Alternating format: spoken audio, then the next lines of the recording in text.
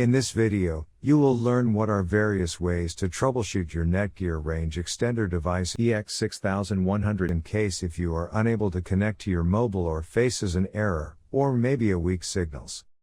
The first thing that you can do is try rebooting your Netgear Range Extender and your router.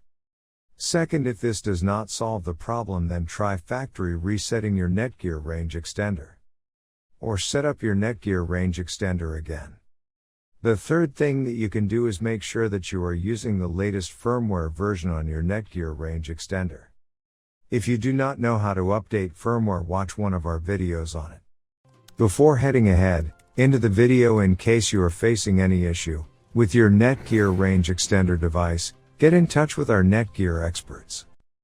Thanks for watching our video, and do not forget to like, share, and comment on the video, so that you never miss any video from our channel.